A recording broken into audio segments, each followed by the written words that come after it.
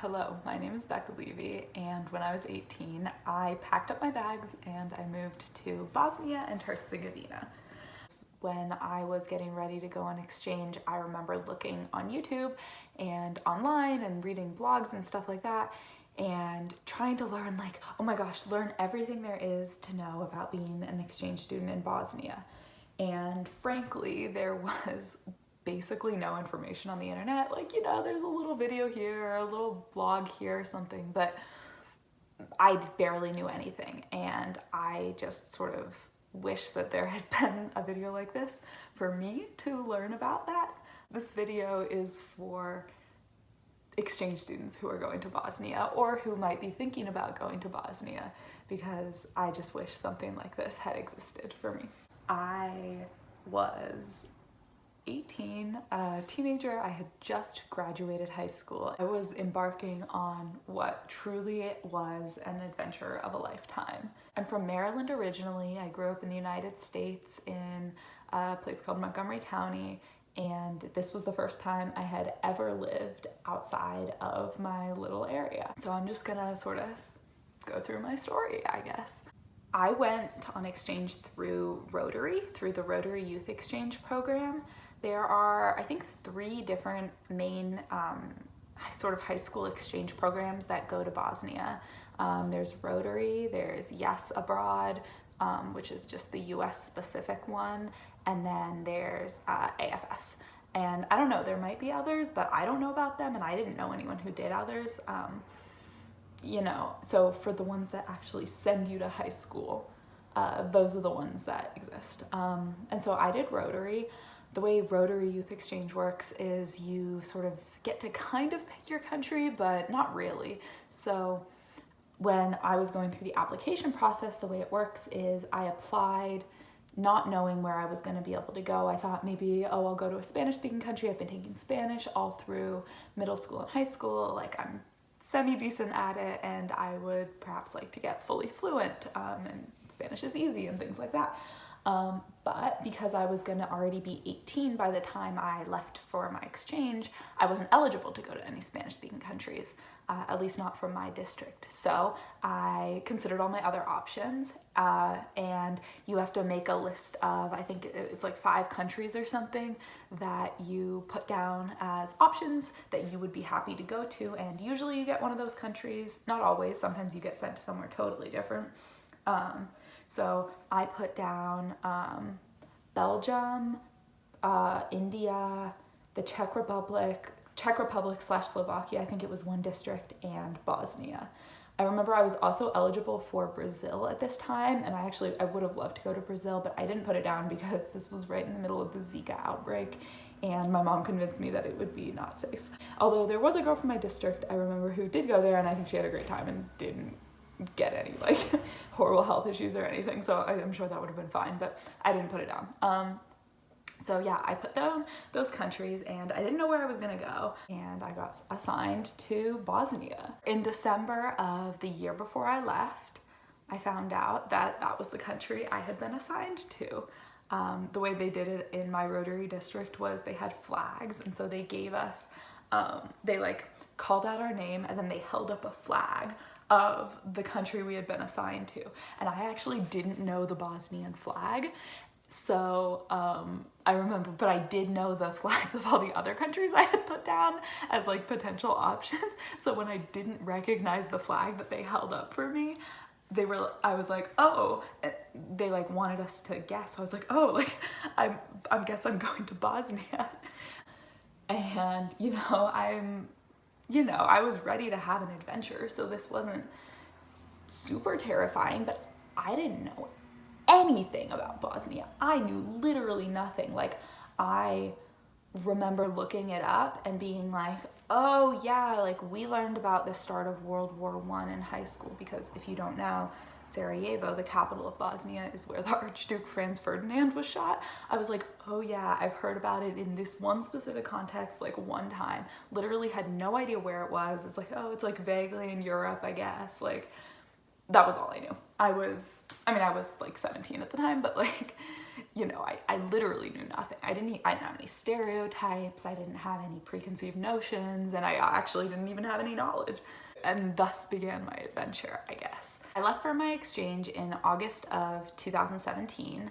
I was 18 and getting ready to do my sort of senior year of high school in Bosnia. I had actually already graduated in the United States, but I was taking a gap year before I started college. I was into college, but I had deferred for a year. I get on the plane. It was the first time I had ever, traveled outside of the country without my family. I had barely been out of the country. I had been out of the country previously, but not for any sort of extended period of time or anything like that. I was wearing my little blue rotary blazer, and I had just gotten like this super short haircut. I looked kind of silly, but I got on the plane with my gigantic backpack and my big suitcase, and off I went. When I first got there, I was shocked, because I just was so tired. I remember I barely slept at all. I think Game of Thrones, season 5 or something, or season 6 was airing, the season finale was airing while I was on the plane. So in my layover in in Munich, I remember watching the Game of Thrones season finale and just thinking to myself, oh my God, this is so crazy. And then immediately the episode finished and I was back in this world of I'm experiencing this new thing and I don't know what's gonna happen. But it was so wild. And a member or two of the Rotary Club and my host family all came to pick me up from the airport, and they immediately took me into the old city of Sarajevo, which was the city that I ended up being in.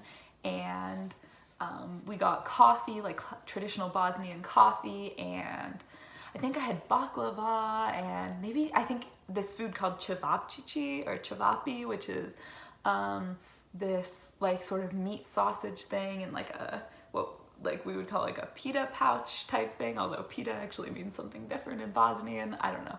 I barely spoke the language at all. I had spent the summer sort of trying to learn the language. I bought a textbook and I tried to study Bosnian on my own a bunch, but honestly, I'd never self-taught myself a language before at that point, and I didn't really know what I was doing. I was just sort of going through, trying to learn some vocabulary and some grammar, but Bosnian's a Slavic language, and I just didn't know how to learn this for myself, because all I had ever studied before was Spanish and a little bit of French. And I'd learned Swahili, but that was in a class too. I'd only ever self-studied French, which is so similar to Spanish and so similar to English. I maintain that French is the easiest language ever if you know English and Spanish. It's literally just learn it a bit, I guess. I don't know.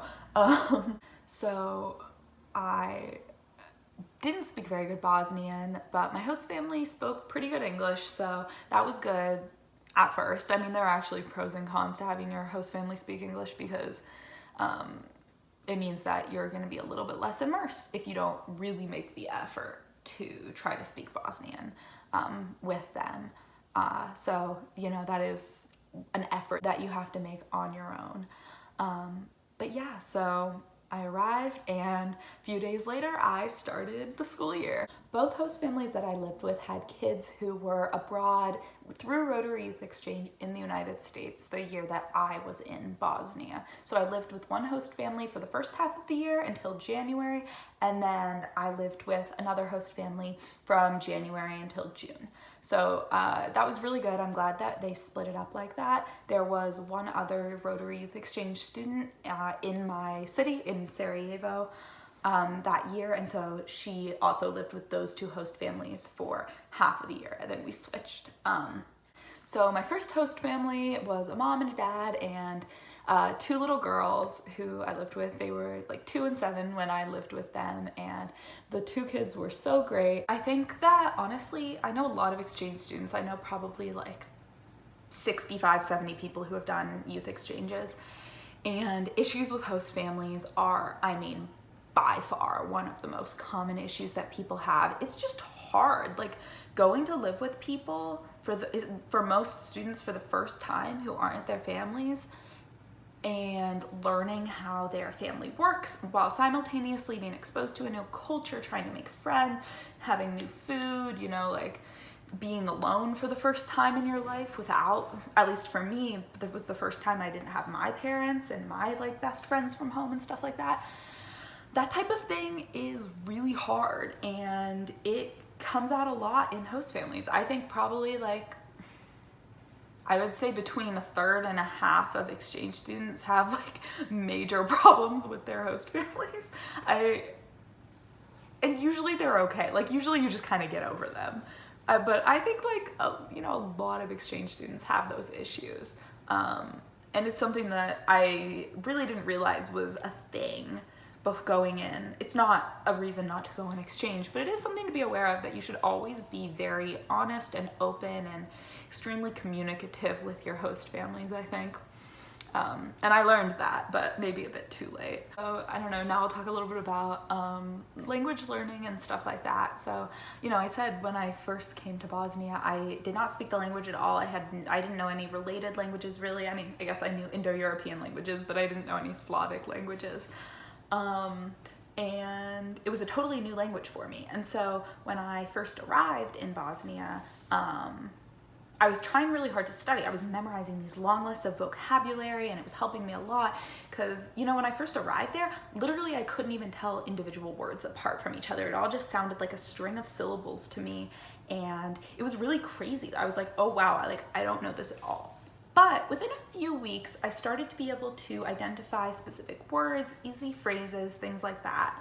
And that was when I really started studying. And you know, I did a few different things to try to learn Bosnian. Obviously, most importantly is just going around the city, talking with people, attending school, talking with your host family. But I was memorizing these very long lists of vocabulary words. I'd be like, today I'm gonna learn clothes. And I would, you know, it would be like, I'm gonna learn socks and a necktie and a shirt, and you know, and then eventually you get more complicated and you start to learn like more random clothing names or something, like, you know, whatever it is. I also eventually signed up for a language school. Bosnia is a pretty cheap country. And so for me, it was fairly affordable. It was like $100 for like an entire course. So that was like many months of language lessons. So I started taking Bosnian classes, and I did that with the other exchange student who was with me in Sarajevo. And in addition, I was with like a few other foreigners. And so that was really good. I think like, it probably isn't necessary to take private language classes. Like you don't need to be doing that, but it helped, and it was like a nice way to structure my studying as well, I think. And then the other things I did along the way, I at one point started reading Anna Karenina in Bosnian. I did not get all the way through it, but I would literally just like read it, and I would look up like in the beginning, like literally like every other word. And I would just sort of go through and go through and go through. That was good. Bosnian is not a super easy language. I think sometimes Rotary will tell you like, oh, within 3 months you'll be totally fluent in your language or something like that. And that was not my experience. I think it's true in some people's cases, but I think a lot of the time the people saying that honestly went to countries that speak languages that are much more similar to English. And so I, by the end of my exchange year, could speak Bosnian quite well. Like I could have full conversations with people. I could go about and discuss and figure out whatever I needed to do. Like I didn't really have too many communication problems in everyday conversation. But I definitely was not fluent within 3 months. I think it probably took me until like maybe February or March to really feel like I was actually comfortable speaking Bosnian. And even then, I wouldn't say that by the end of the year I was fully fluent with like native like proficiency. And by that I mean I never got good at reading and writing. Like I could have very good conversations. I could understand the majority of what people would say, but I couldn't understand everything. And honestly, if you would ask me to like write, like, you know, I can write in English at an educated person's level. I can't do that in Bosnian, and I never could. So, you know, like I think maybe if I had been spending more time like literally reading books in Bosnian, I might have gotten better at that, but that wasn't really something I was doing. The vast majority of my Bosnian learning happened orally. And so that's just what I happen to get good at. And I think that's common for most students. Or at least I think that's certainly the case for the other exchange students that I knew in Sarajevo my year. The like teenage foreigner that I knew who got best at Bosnian in our year was a girl who literally she dedicated an hour every single day to just studying the language, and it didn't matter what she was doing, she would just do something. You will be exposed to the language so much throughout your year that what you really need is that sort of structured learning to supplement it. So I highly recommend to any exchange student that you dedicate some time every day. It doesn't have to be an hour, but even just like 30 minutes every single day to studying the structure of the language and trying to get good at it. I think that is so helpful, and I wish I had done that while I was there. And then the other best thing that you can do to really learn a language is to just really immerse yourself in the culture. Like, you need to be going out and speaking to native speakers. Spending all your time with foreigners is great and you'll have a ton of fun, but if your goal is really to get really good at the language, the other best thing you can do, without a doubt, is spend a lot of time with actual Bosnians speaking Bosnian. So one of the other really cool things that I did while I was abroad was I got to travel a lot. One of the great things about Bosnia is that it's really near a lot of other countries, and so over the course of my exchange year, I got to go to a ton of other countries. I got to go to Bosnia, Montenegro, Croatia, Slovenia, Austria, Germany, the Czech Republic, France, Italy, Monaco, and the Vatican. So that's 11 other countries that I got to go to over the course of just 10 months, which was so cool because I really felt like I got to get some exposure to sort of different types of places than I would have otherwise. So the ways that I got to do that were basically, Bosnia is in the same Rotary district as Austria, and so whenever we would do larger like Rotary events, we would get to go to Austria, which was really great. So we got to get to know all the kids in Austria. There were like literally, I think like 40 of them or something. Plus we got to know some of the kids in Hungary and the kids in Croatia too from that year. There were only 3 exchange students in Bosnia my year through Rotary, 2 of us in Sarajevo and 1 girl in Banja Luka, which is the like Serbian part of Bosnia. It's the 2nd biggest city in the country and the capital of the Serbian state. So we got to go to a number of sort of Rotary things like that. We also went on Euro tour with them, which is a huge 2-week long bus trip. Like we all got into a double-decker bus, like teenagers ages like 15 to 19, and we just drove around Southern Europe, which is honestly so ludicrous, and I have so many crazy stories that I honestly like should not put on the internet from that time, but that was an amazing experience. And then I also got to spend once a week in Croatia, staying with the family of another exchange student. I also, got to drive around Bosnia with my host family and other exchange students, and visited Banja Luka at one point, and Mostar, which is another one of the big cities, or it's not a big city because Bosnia is not a very big country, but it's another one of those cities in Bosnia. Overall, I got to do a lot of traveling, which was very cool. Of course, the ultimate traveling was spending time in Sarajevo. That traveling experience was a big part of my exchange and not one that I would trade for anything. I think of the 10 months that I was in Bosnia, or 10 and a half months I was in Bosnia, like at least a month of that was spent out of the country getting to see other things. So something else I wanted to talk about is food and sort of like the infamous weight gain and loss situation that exchange is famous for. So when I first got to Bosnia, I didn't like the food very much. I was like, this is like weird. Like I thought it was kind of gross. I thought it was a little bit tasteless and like too salty and stuff. But over the course of the time I was in Bosnia, I actually came to really like it and like appreciate the nuances of the food. And I have a bunch of favorite foods that I miss so much that you just cannot get in the United States. So that was a real like journey for me, and I'm so glad that I came to like really love a lot of the food there. One interesting thing is like in the beginning of my exchange, I lost a lot of weight. Like I think I lost probably at least 10 pounds because I hadn't figured out how to eat. Like in Bosnia, they mostly eat 2 meals a day. They have like a breakfast and then they have like a lunch, but like lunch is at like maybe like 3 to 5, and those are their 2 meals of the day. I had not figured that out, and so I just like did not know how to eat. I was not eating enough. One time I literally didn't eat for 24 hours, and I also hadn't drank for like 24 hours because sometimes so what happens is when I first arrived there, they were doing this thing in Sarajevo where there was no running water in the city for the entire like nighttime period from like, I don't remember the hours, but like during the night.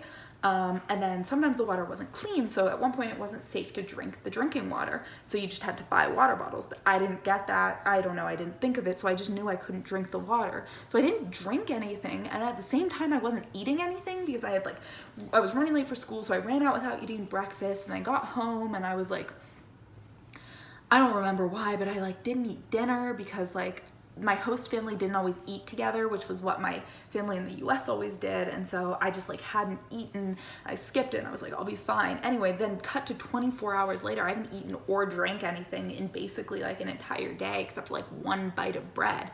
And I pass out on the tram, the like public transportation train thing, on the way back from school. I literally just like start feeling woozy. I'm standing up and I just pass out. And next thing I know, I'm sitting in a chair and these Bosnian people are like surrounding me. This was like in the beginning of my exchange, by the way. So I figured this out, but like, they were surrounding me and speaking to me in really fast Bosnian, and I was like not aware, like I'd only been speaking this language for like a month, maybe a month and a half, and I was just like ne pričati bosanski jezik, like I don't speak Bosnian, like whatever. And so they start speaking to me in English, I think, or something, and they were like, are you okay? And I was like, yes. And I eventually got off the tram and went home, and I was so embarrassed I didn't even tell my host family about that, but or maybe I did, I can't remember. I think maybe I did tell them about it eventually, but yeah, that was crazy. So gotta remember to eat. It's like when your schedule is all mixed up and you're just doing these new things, it's easy to forget. Anyway, so because I had been eating not enough, I lost like 10 pounds pretty quick. But then eventually I figured out the food and I started to really like the food, and then I started eating a lot. So I gained that weight back, and then I gained like 10 more pounds. And so I was like the fattest I had ever been by the end of my exchange in like June when I went home. And then I went home and like that weight immediately fell off, and I ended up like right now I weigh exactly the same as I did before I left for exchange. But you know, that was like a real roller coaster, like, and I was totally in denial about the weight gain too. I remember I weighed myself at one point and I was like, nah, the scale must be broken. I literally said that to my friends. I was like, the scale must be broken. Anyway, so that was a whole thing. All right, and so finally, the last thing I wanted to talk about was school, which was of course a big part of any exchange student's journey. So I was in just regular sort of public school in Bosnia. I was in a class of a bunch of students. First day of school, I'm like going in, I don't know anything that's going on. Some of them speak some English, so they're like talking to me a little bit. They invite me out to coffee, I go out to coffee with them, it's all good. And I continued to hang out with my schoolmates for the remainder of my year. Although, to be honest, I never became extremely close friends with anyone at my school. My closest friends were definitely exchange students during my year, which I think is a very common experience for exchange students. But it's not an inevitable one. And I definitely had Bosnian friends, without a doubt. But a lot of them were not, you know, through school. They were through sort of other things. Yeah, Bosnian schools are interesting. You stay with the same group of students all day, but you go to different classes. So we would go from class to class to class in my high school, which was called Gimnazija Obala, which just means like the high school on the bank of the river, basically. Not a very creative name for a school. It was literally just on the bank of the river. But Yeah, it was a good experience. I'm so glad that I did that. Despite, you know, my occasional skipping of school and stuff like that. It was a really good time for me to learn Bosnian. My grades didn't matter at all. So I would literally just like sit in class and just like write down vocab words or like something in Bosnian while I just like memorized it. My grades, whenever I would get grades and stuff, were frankly kind of terrible. Because I just like didn't know what was going on, especially in the beginning of the year. And like in some subjects like German, I had never taken German before, but the Bosnian students were all taking German. So I was like, oh, I guess I like learn German now. And like same with Latin and stuff like that. But honestly, the teachers did not care if I did bad. And neither did the other students. So yeah, school was definitely an interesting experience. I didn't learn very much that year, but that was okay. I already had my high school diploma, and I think it's just part of the cultural experience, definitely. No regrets there, but you know, I probably was not the best student per se. Anyway, yeah, so then at the end of the year, I went home. I returned to the United States and I started college the following August. It was a bit of a weird adjustment, but to be honest, I would say I didn't have too bad reverse culture shock. It was a relief to lose that weight very, very easily. And I felt like I was much, much better prepared for college. And that was because I had already spent a year away from home and I truly had faced some like very difficult challenges. It's hard to go to another country and become totally exposed to so many new things. But I am so glad that I was able to do it. And when I started college, I knew that I had ideas of what I wanted to study, which I hadn't before. I ended up being a linguistics major, so thanks to Bosnia for inspiring me for that. And it was just like such a fantastic experience that I will always be so grateful for. So yeah. Hopefully, if you're a prospective exchange student, this video was helpful for you. I know this isn't like a classic like YouTube thing to do or whatever, but you can like send me a message or something if you're planning on going to Bosnia or something like that. I talked to former exchange students who had come back from Bosnia or who had previously been in Bosnia before I left, and that was so helpful. So yeah, reach out to me if you want. You can like follow me on Instagram or something and just DM me if you want to know anything about Bosnia. This is like totally a community. And yeah, hope this was helpful. Goodbye.